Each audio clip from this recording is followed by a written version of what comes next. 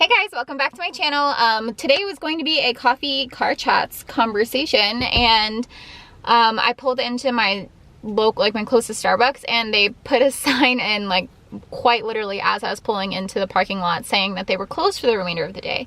So don't know what that's about. It's 1 p.m. I was going to get this drink because Tori VFit posted it, and she posts, like, has little coffee highlights saying different types of lower calorie coffee options. Yeah, I guess now instead I'm just gonna go ahead and talk about the chat part. So sorry that this is coffee car chats and no coffee, but you know, we're just going with it. The topic of today's video is going to be 10 things I wish I would have known before starting my fitness journey. I think they're going to be a little controversial. But yeah, so the first thing that I wrote down, and it screams really just calling myself out, was it's not skipping the gym, it's a rest day, and you won't make progress without them. Anxiety that if I didn't go to the gym every single day, that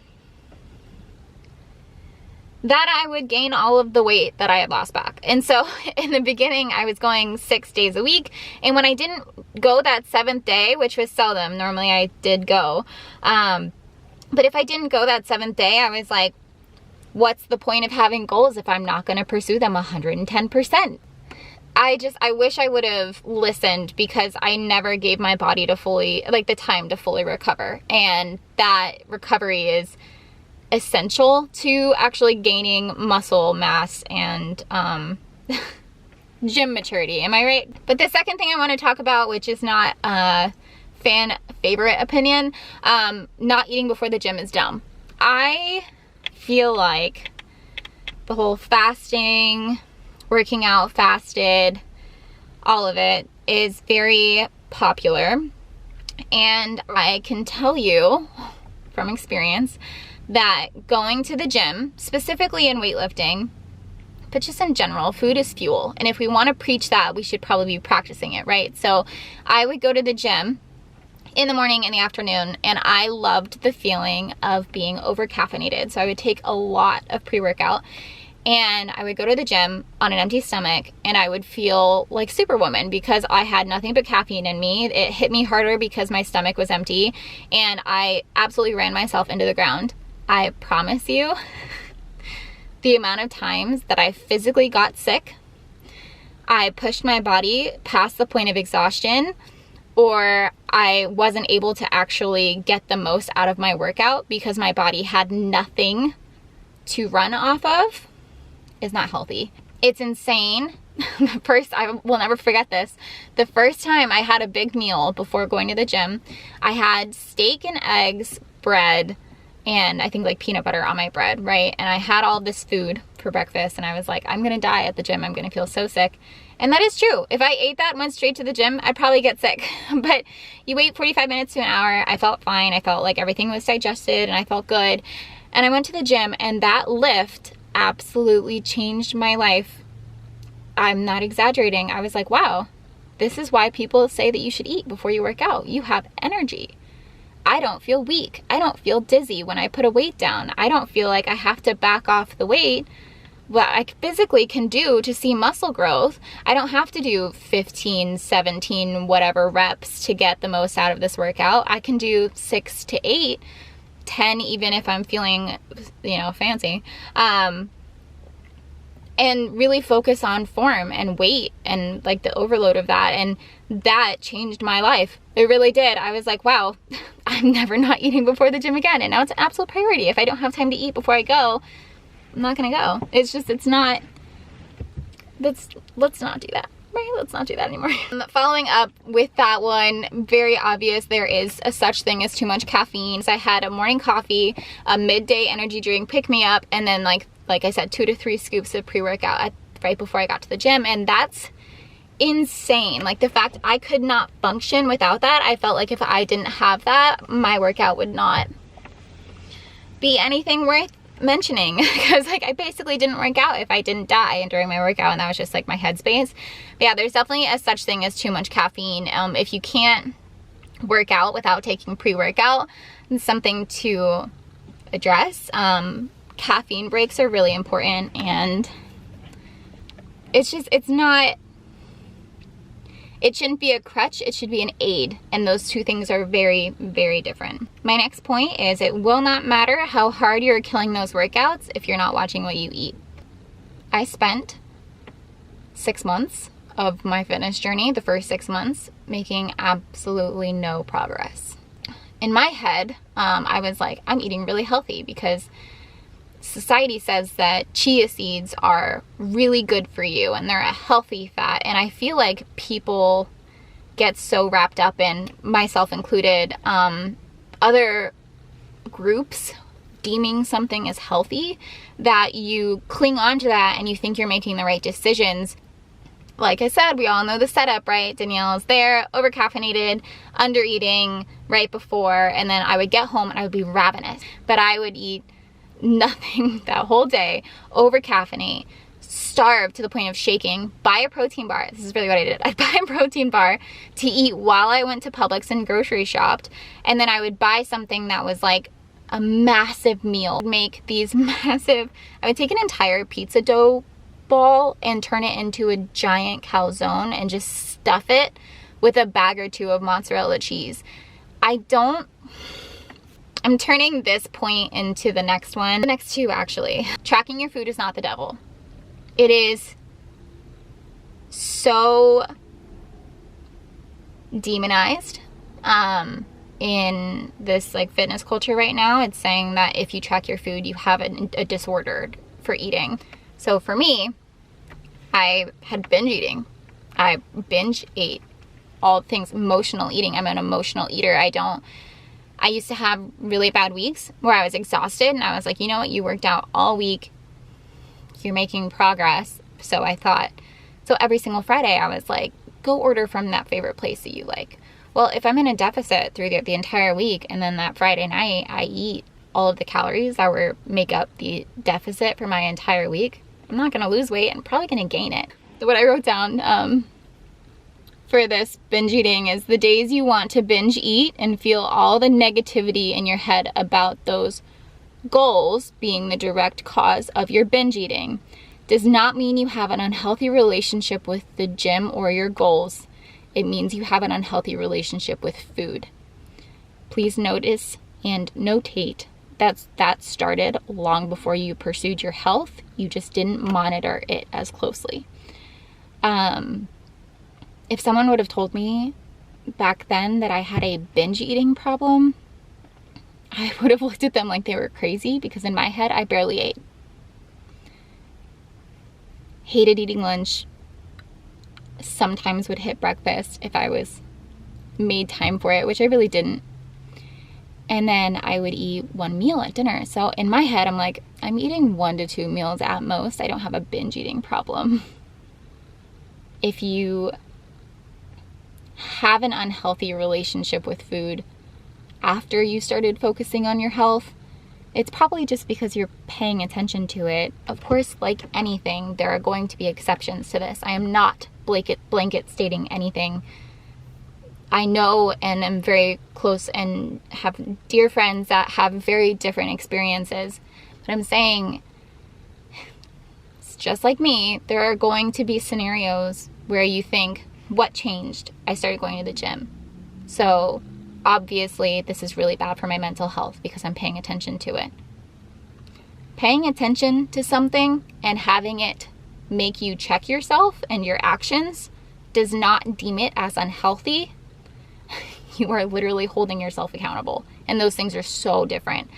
So the whole tracking your food being demonized and associating changes with what causes from it, there are scenarios just like mine that it's not that it's the root cause. It's just what happened that brought it to the forefront of your attention, and those things really need to be carefully monitored. A couple of things that I think I started to learn once I spent more time in the gym, which was really a positive for me, and it was a growing curve. I would like to call it gym maturity, and just stuff that I don't really feel like people talk about in the same way. You hear people talk about the beginners and like the professionals, right? But you don't hear like that awkward transition between the two. So one of the ones that I wish someone would have said to me sooner was if you don't like a certain style of training, change it.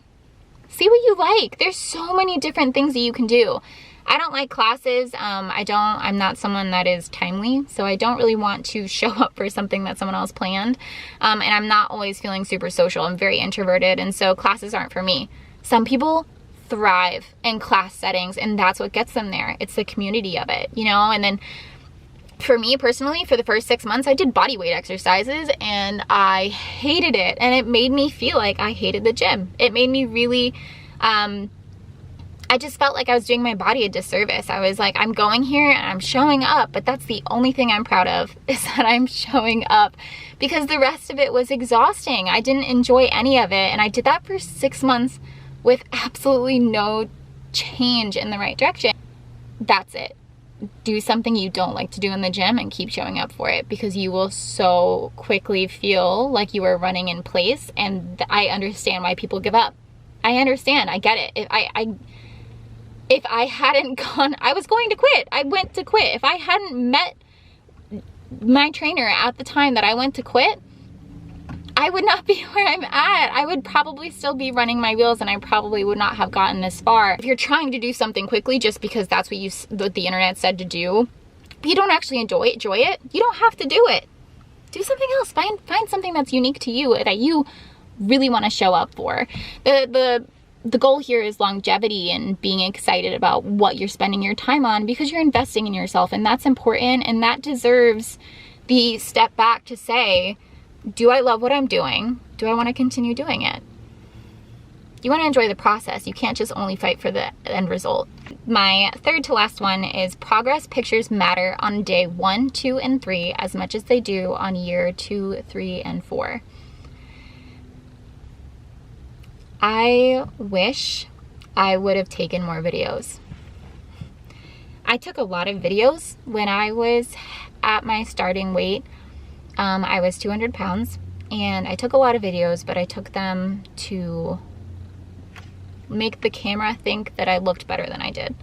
And I wish I didn't pose. You know, I wish I didn't like turn to that one angle that made me look slightly smaller than I really was. I wish I didn't hide behind my water bottle and, you know, halfway be in a mirror, be really far away so I look smaller. There were so many different tactics that I just like unintentionally conditioned myself to do when a camera came out.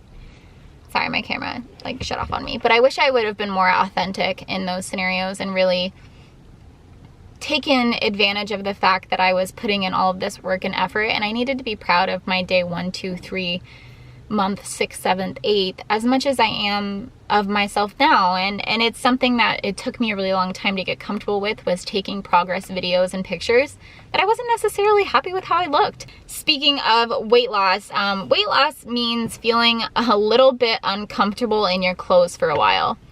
I seriously don't think people, or at least I haven't heard people talk about this. I feel like so many people I follow are just like naturally really skinny, and then they get really buff, or they're like moderately sized and they get really buff, or they're like, they just, you know, they never really looked like how I felt. And I went from, I think I dropped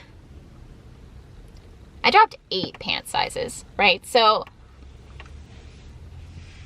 that was a lot more emotional to say out loud than I thought it was gonna be. Wow, I'm really freaking proud of myself. And nobody talks about how mentally hard it is to not only not fit into your clothes anymore, but to lose even the slightest amount of weight and have clothes that you don't want to fit into not fit you. And it's not that they don't fit you anymore and it's exciting, it's they barely don't fit, right? And so you're uncomfortable in your clothes, you're already uncomfortable in your body, and then you turn around and you lose more weight, and then all of a sudden nothing really fits, but you don't want to buy pants that are just a size or 2 smaller that fit you properly, because you know that you're doing something right. And it's just this ongoing cycle of, when's the right time to buy clothes? My problem was that I thought if I bought replacement clothes to match my new figure that I was still working on, did that mean that I was giving up? I will never forget when I first started to work out, I had to go to the store. So I went to JCPenney, and they had a bunch of athletic clothes on sale, and I had to buy a bunch of athletic clothes because the stuff that I used to wear didn't fit me because it was too small. So I had to buy bigger sizes than I've ever had in my closet. And when they fit and I still hated how I looked in them, that messed me up mentally. I was like, this sucks. I'm going to go to the gym, which is already hard, feeling uncomfortable in my skin, and I have to wear stuff that I don't like. But I refused to spend money on clothing that was really nice when the intent of this purchase was to get rid of it, right? It was to outgrow and just go inside the clothes and have that not fit anymore, right? So then I had to, when I started losing weight and these pants were literally falling off of me, I was like, fine, I'll do it. And then when I put those new sizes on, they were almost uncomfortably tight.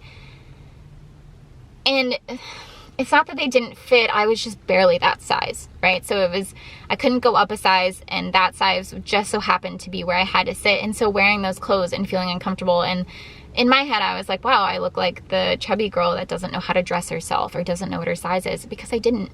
And so I kept going down in weight, and I kept going down in weight. And it was something where it was like I would go back up in weight, and something that was fitting better didn't fit all of a sudden. And it was just this ongoing cycle of, why doesn't anything make me feel good? And I'll never forget the first time that I put something on and I looked in the mirror and I was like, wow, you look really good. And that took a year and a half. If I'm being perfect, that took a year and a half of me looking at myself in the mirror at the gym and not picking myself apart. I started going to the gym because I hated how I looked. I didn't recognize myself in pictures. I couldn't believe my weight had gone up to what it had in such a short period of time. And then I spent months and months and months working towards a goal and being upset that I was losing weight and didn't fit into my clothes.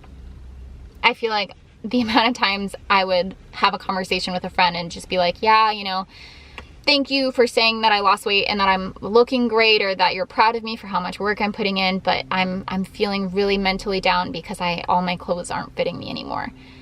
And people would turn around and be like, oh, that's great, congratulations. And it's like, that's hard. It's like mentally taxing to have to deal with, and it's really difficult because financially that's a huge burden. That's a huge burden because it's not just your gym clothes that don't fit, it's everything, right? And then the mental capacity that I've never been able to have of buying jeans that fit, going into a store and not knowing at all what size you are, and having body dysmorphia, and picking up a pair of jeans and being like, these are never gonna fit me, and then picking up another pair and saying like, these are massive, and then trying both of them on, neither of them really fit right. It's a really mentally taxing place to be in, and I just wish that more people would talk about that so that it wasn't so isolating to feel. I guess ultimately I just wish I could go back and tell myself that I'm not going to feel like that forever, and I can keep going, and I'm going to feel really proud of myself and good in my skin, and I won't have that sense of fear when I walk into a room being like, I wonder if they notice the things that I don't like about my body. Last but not least, this one is kind of geared towards more of people that have been in their fitness journey and how they like to train for longer than new people. But basically it says, just because you know how to do something doesn't mean you won't lose your form or technique. Allow your brain to always be receptive of going back to square one. The gym is a place that rewards humility.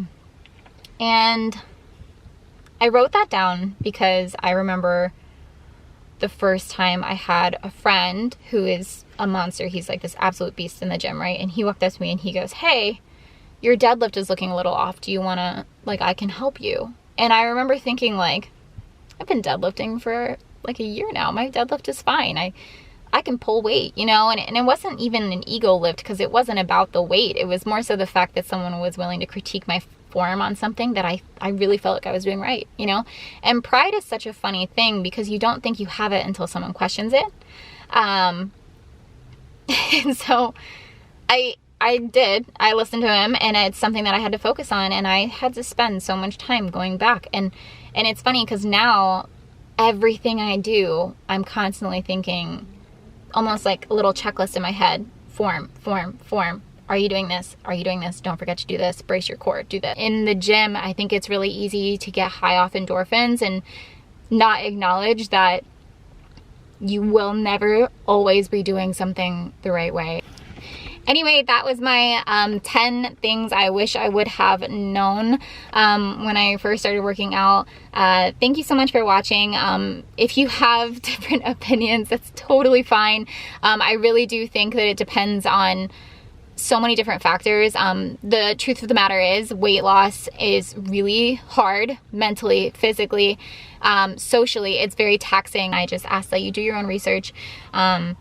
And that when you're researching, you're not looking for people to validate your pre-existing opinions and stands, that you're also accepting and really in a knowledge mindset of this is a teaching moment and I can change if something proves to be correct versus what I believe to be correct. So anyway, again, thanks so much for spending time with me. I absolutely love you guys.